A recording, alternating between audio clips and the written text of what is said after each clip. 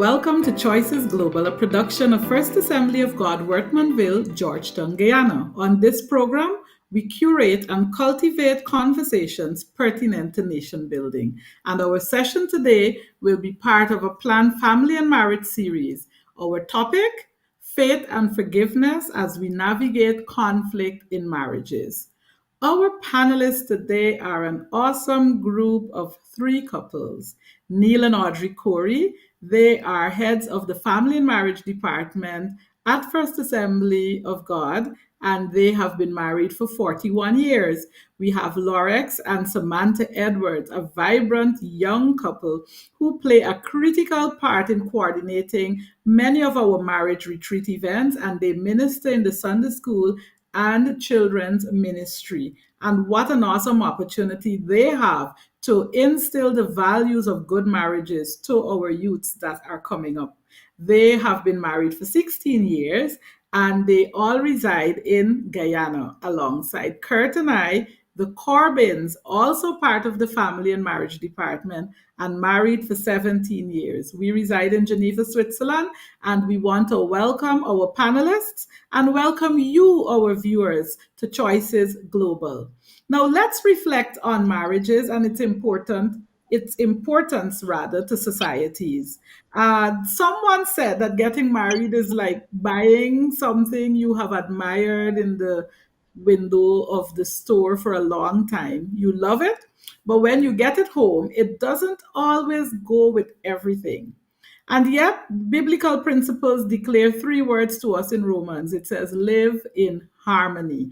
And so, since today's topic will be about conflict, I want to invite our panelists and our viewers to stay on those three words, live in harmony, because this is what we hope that we will share as we reflect and interrogate how we navigate conflict. So, to you, Audrey, and to Neil, I'll start with you, Audrey.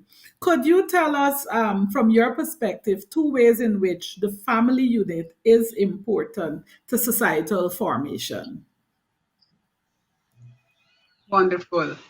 Thank you for this opportunity to speak on this so very important topic, family and its benefit to society. Now, we talk of family and we remember what the Word of God says in Genesis. Therefore shall a man leave his father and his mother and cleave to his wife, and they shall become one flesh. So it started with God. He knew and he knows what's best for us. A society is built on families. Families make up the fabric of that society. And however the family goes, that's how the society will go. So we want to look at what benefit there is to families. Now there's a scripture that says in Psalms, God set the solitary in families. Why did he do that? Because he saw the benefit of family. Try living on your own. Try doing everything on your own, and you'll see that it doesn't work. You need help. You need support. You need encouragement. Lots of things. And families provide that very important ingredient to the individual. So let's look at the individual, for example, who is a part of a family. That person may have issues. Who do they discuss it with? The family. The family is the support that you need, the encouragement, the backup that you need in your own personal life.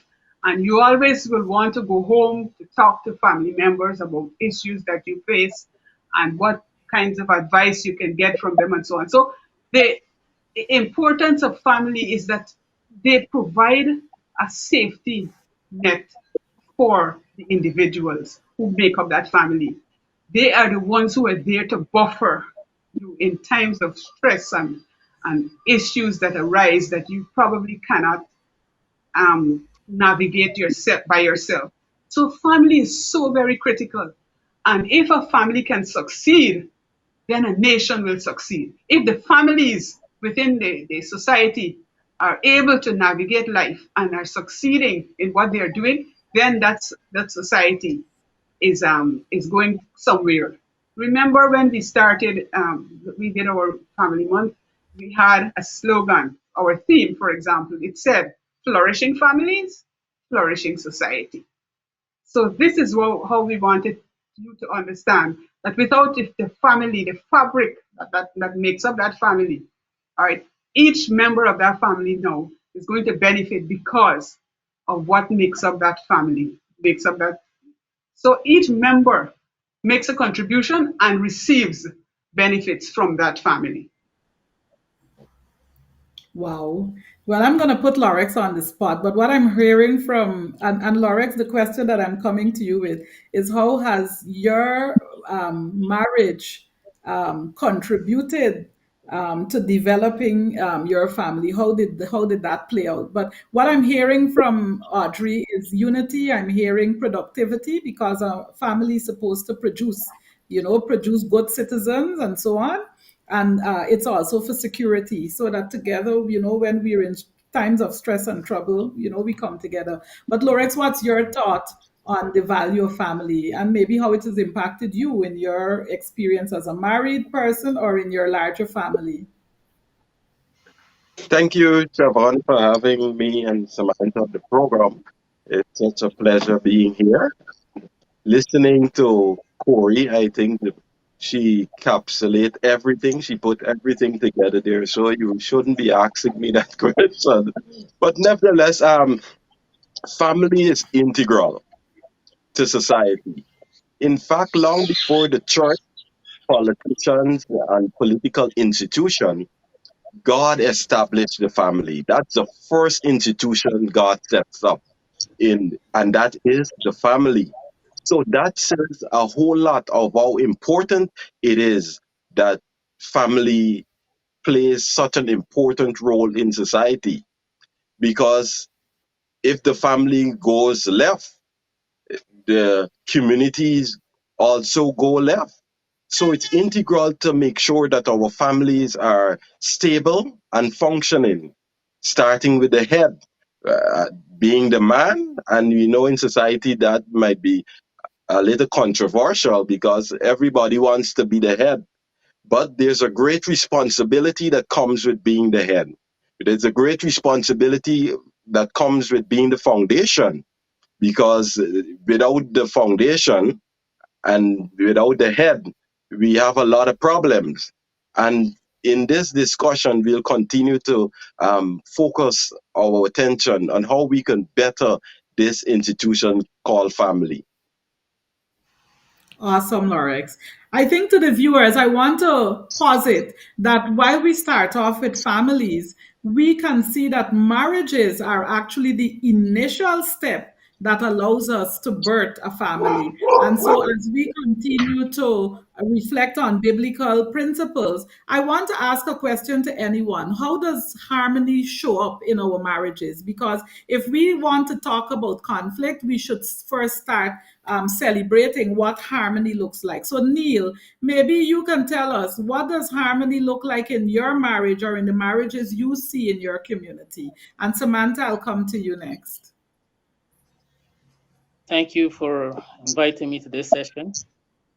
What I just would like to share my points of view on the situation as regards to marriage, what marriage is all about.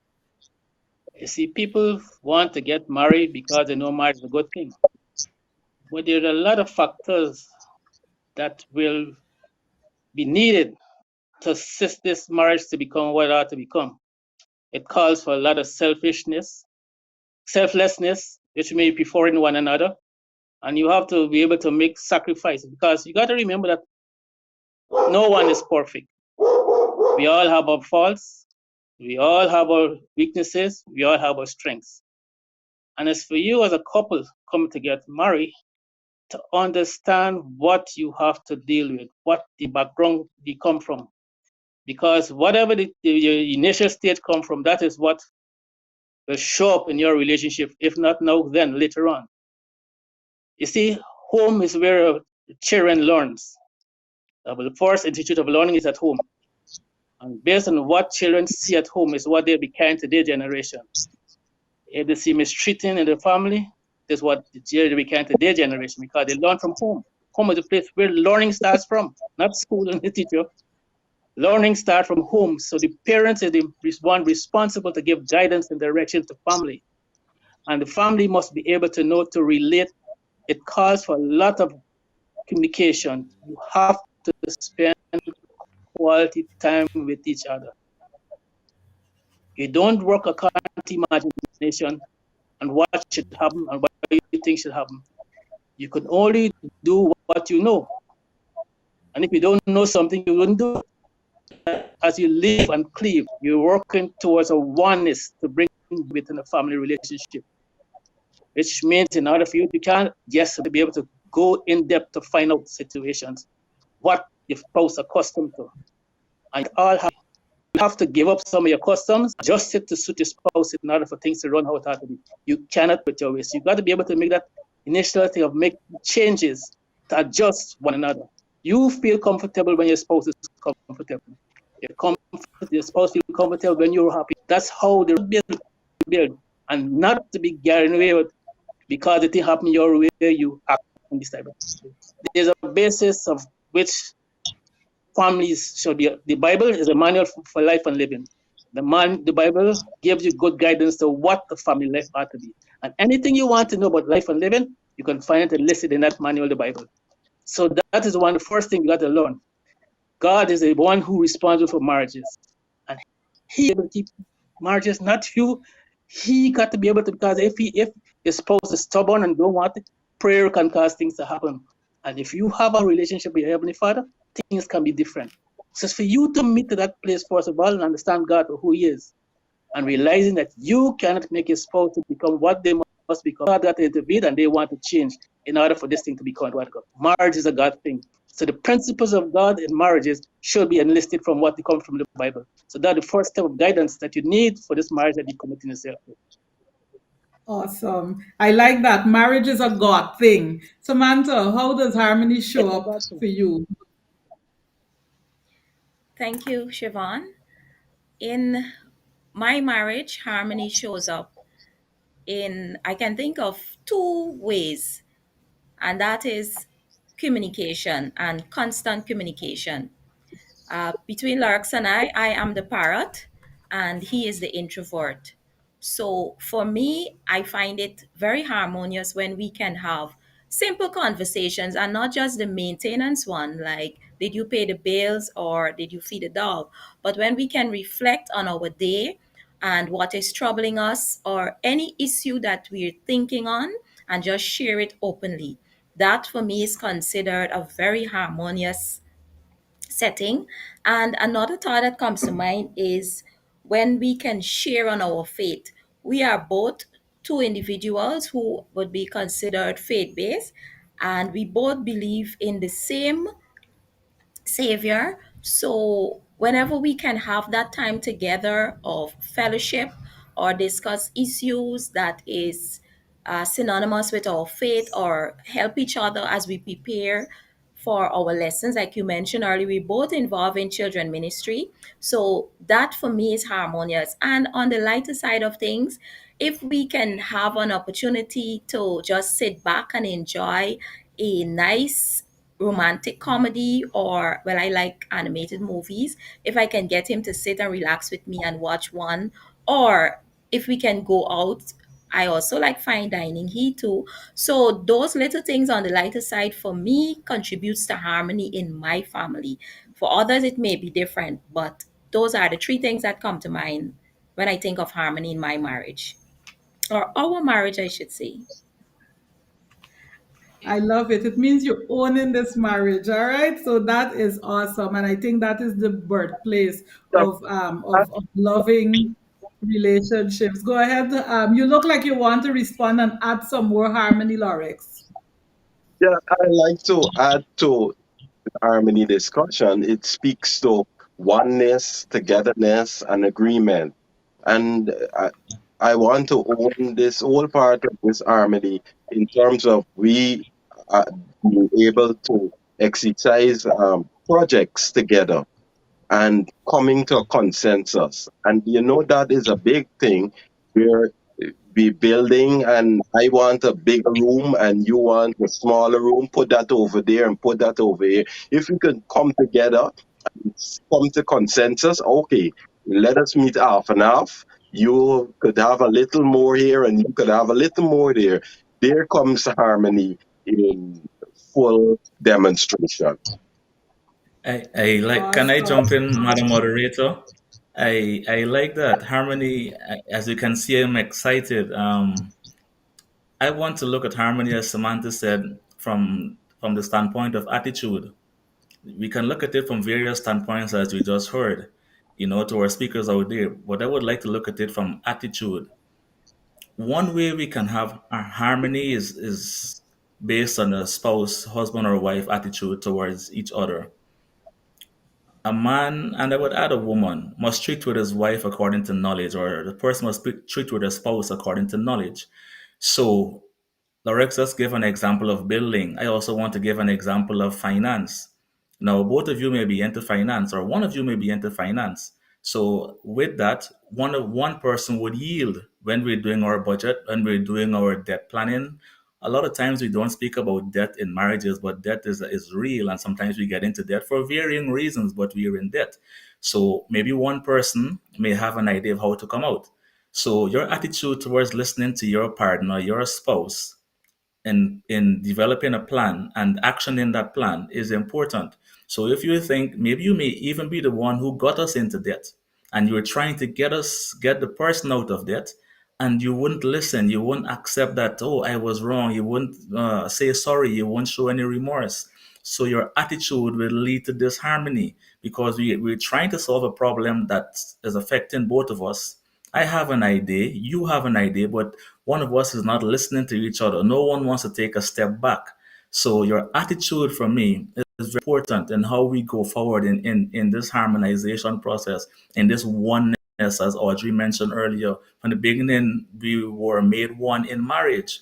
So your attitude towards this oneness, your attitude towards the chores we do at home, is it woman chores or man chores, or is it our chores?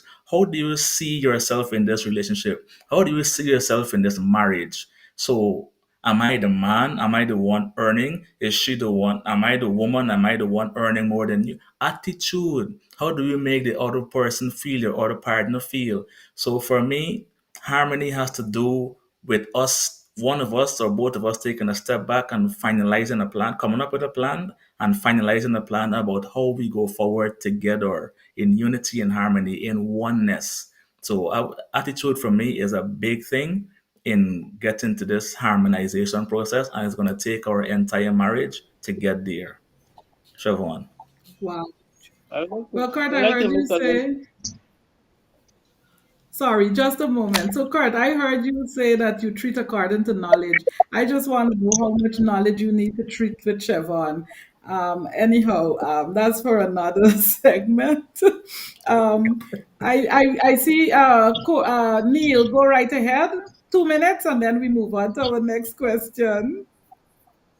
That is a very important factor in the relationship, knowing where you want to go and be able to make the necessary adjustment to accommodate one another for you to move forward the way you have to go. You can't be pulling from one another. I want this and I want more of that. No. It have to come on a level playing field where we say, this is best for our relationship. That's the way you will move forward positively to get things the way it ought to be done. And what you're doing, remember, is not for self. Selfishness is gone when marriage comes into place. Selflessness, preferring one another, feeling comfortable and happy when your spouse is comfortable and happy, and you're doing the things to accommodate your spouse so to be able to continually get the best out of the relationship. That is some of the main factors in the relationship. Wow. Wow. I mean, I heard from Audrey from oneness. I heard from Neil, foundation principles. I heard from Samantha celebrating our harmony, celebrating us as husband and wife. I heard from Lorex, compromise. And I heard from Kurt, attitude. And I think these are some of building blocks of a harmonious marriage that we oftentimes need to normalize in a conversation, because the world shows us too much of conflict, too much of disagreement, too much of not being able to reconcile to that oneness that was intended by the biblical foundation. But let us move on. Ladies and gentlemen, you know, the number one reason that people give for divorce, and I think we're shifting, and I think that speaking of divorce is not calling it into being, it's actually preempting. So let's give a preemptive strike so that we empower our viewers to reflect and avoid the root causes. But they say the number one cause of divorce is that we are not we are incompatible. And then I heard someone say on a very interesting program that actually incompatible is a word that divorce attorneys have given us as the reason so that we can separate. And really, what we are is not that we're incompatible, we're actually inflexible, because every person comes with different values, different upbringings, and different desires, and yet we come together and we should be one. So, can we shift and talk a little bit about conflict? And Audrey, I'll start with you. Can you say how we can manage conflict in relationships and maybe identify sometimes when conflict is actually a positive and not a negative? How do we navigate conflict in relationships? You mentioned the word incompatible, and then you said inflexible. And I want to agree that that word incompatible, it's used when people just want to do their own thing. So they say, well, we're not compatible and all that. What happened before you actually came into this relationship? What happened before you got married and you started living together? Weren't you compatible before that? What happened? So I just wanted to ask that question, and we can think about it. But conflict arises out of disagreement, and every marriage, I believe, faces disagreement, faces conflict. If a disagreement persists, for me,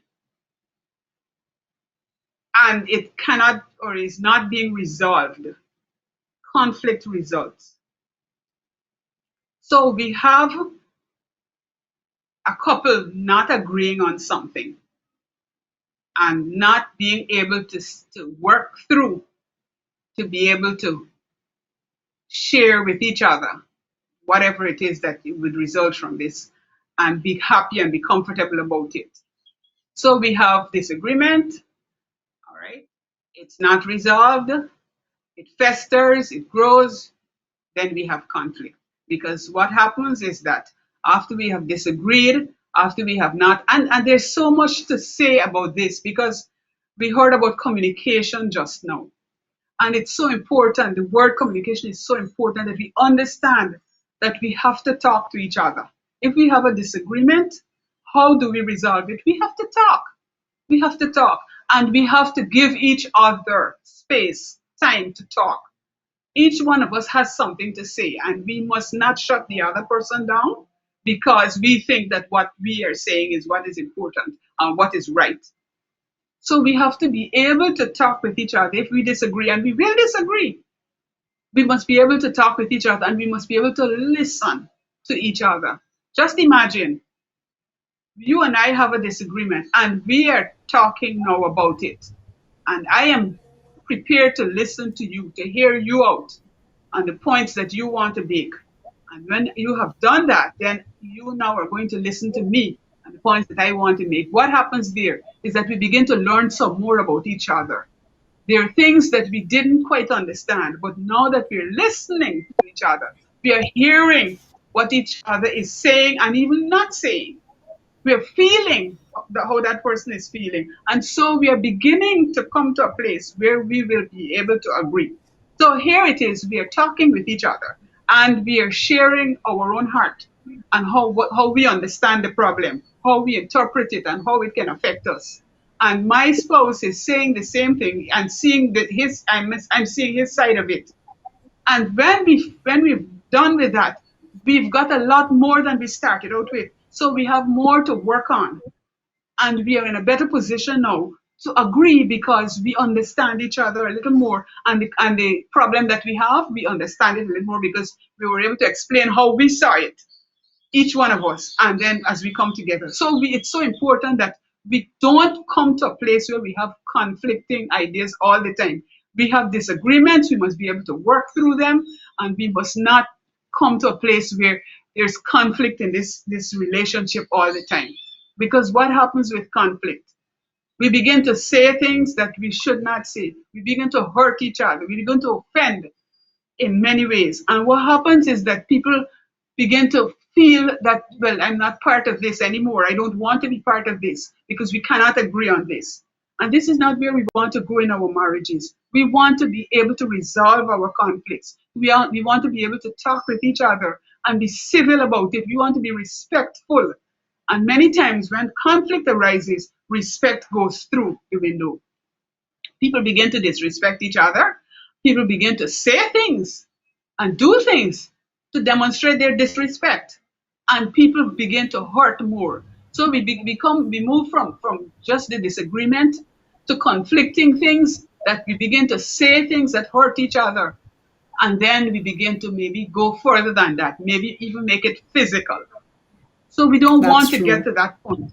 We want to be able to resolve our issues and be able to live, harmoniously. And in the process of doing that, learning a whole lot more about each other and understanding how we ought to be able to treat each other.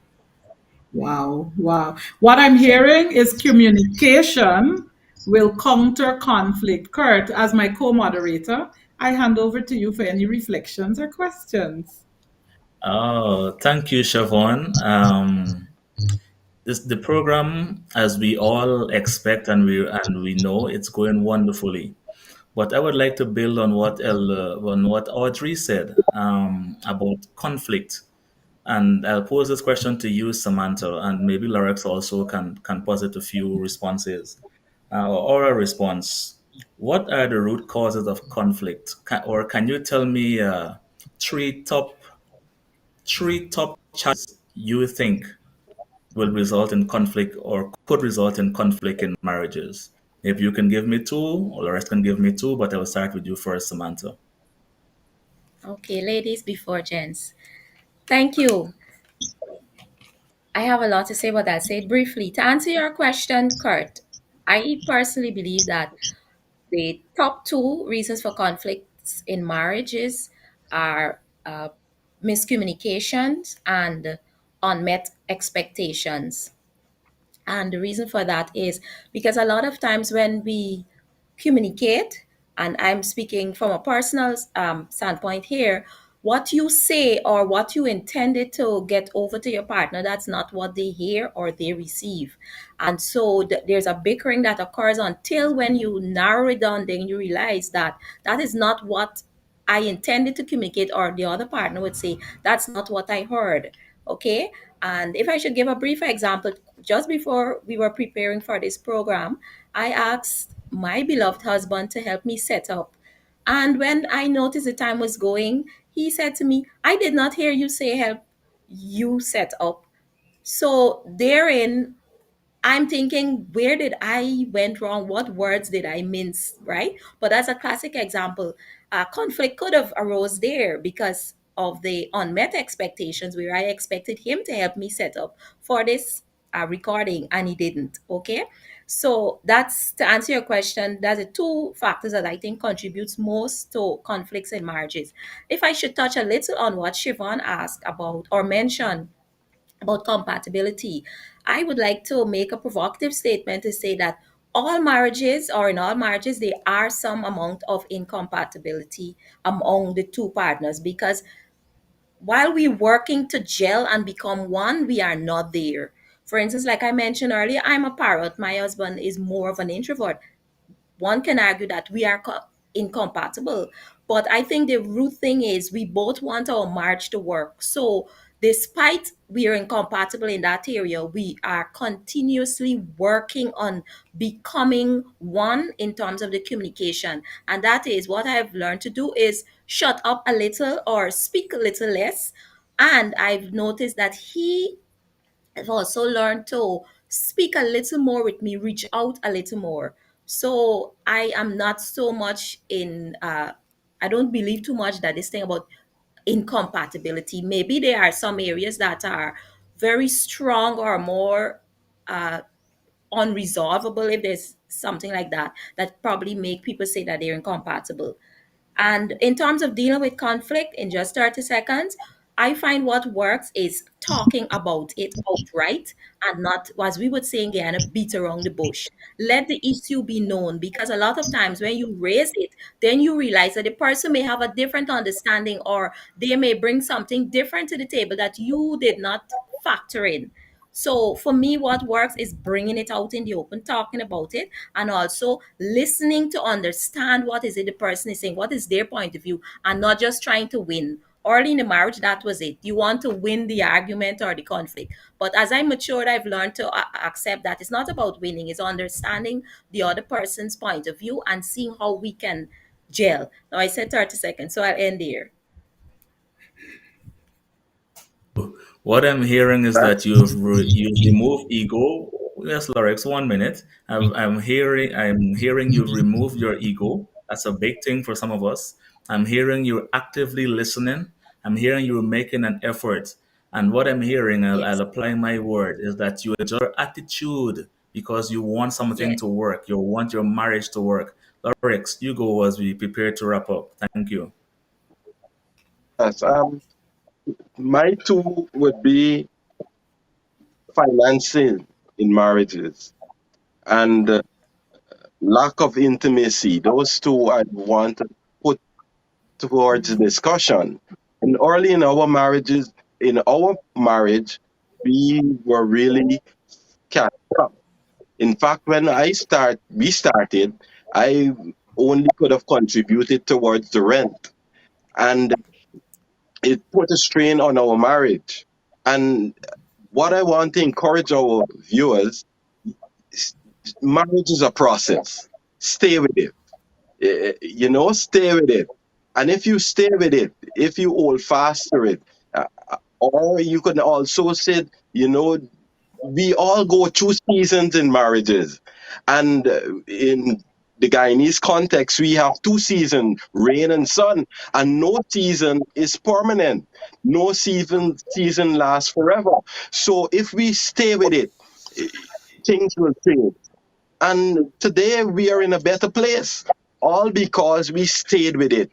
We didn't throw in the towel, call it quits, because we understand that this is for the long run. It's not a cake shop. Today we open and tomorrow we close down. We stay with it, we see it to fruition, we see it to the end of the tape, because we believe strongly in marriage. Wow. I was Lorex, waiting I to want hear to the refrain. Go ahead. I was waiting to hear the intimacy part. Let's say that will be for the next segment. So I, like you, Samantha, I Okay, want to hear, okay. but I I want to reframe Lorex's comment. He wasn't cash strapped when he got married. We are all cash strapped when we start out in this journey, unless we had the proverbial gold spoon. So I love that point, Lorex, because it's a message to our viewers, especially our younger viewers, as you contemplate marriage or you are right now in that first or second year of the journey, that as we talk about conflict, we wanted to raise it because this is the reality. We get into it. We understand it's about oneness, or as I say, unity. It's about productivity because we have goals. Neil spoke about that. We agree on common goals, so we need to be productive. So for me, productivity, and then there's security because when I'm falling short, Kurt picks up. I promise the kids, oh, mommy's going to make you a wonderful meal. And then my husband will come at the end of the day with the ingredients because I didn't get that far to thinking that, I needed to go to the supermarket. So, security doesn't let me feel bad. And I want to posit another one, which is trust. This morning, Kurt brought a surprise to me. And before I could enjoy the gift, the first thing I asked is, what did it cost? Because, yeah, that is the finance manager in me. But he says, don't you trust me? and immediately I had to apologize because he's saying, hey, we've been through this journey, we've been talking about our finances, and we have the same shared interest. So trust that the decision I made. So now, could you enjoy the gift? And so, thank you, Kurt. Let me express this kind of love right here. But I want to now take the opportunity to wrap up. And as I wrap up, I want to really thank all of our panelists for a lively discussion. I know that you have not had enough time to share all that is on your heart, but that's why this is a series. And so there will be other segments. So you viewers, stay tuned. I also want to celebrate the fact that Kurt and I, we refreshed our marriage vows in Cana in Israel back in April. It was just about 3 weeks ago. And the Edwards were there with us. And I'm pretty sure the Corey, they have done it many times before. Why am I celebrating this? Because it's important that we focus a lot on the harmony that can come out of marriages when we refresh and when we do things that keep our love and our connections growing. If we don't water it, it won't grow. If we don't water our marriages, they won't grow. They won't be productive. They won't be secure. They won't be harmonious. And so I want to also remind our viewers that communication can be the counter for conflict. This is what I heard our speaker saying. So again, thank you. And to our viewers, thank you for joining this episode. Please keep in touch with us as we direct you to our website, which is at faogw.org, or you can view us on our YouTube channel, Choices Global. Join us again on the 28th of May at 5 p.m. for another episode. I am Chevon Corbin alongside my lovely husband, Kurt Corbin, as your moderators for today, encouraging you to write positive stories about your marriages and your family. This is Choices Global.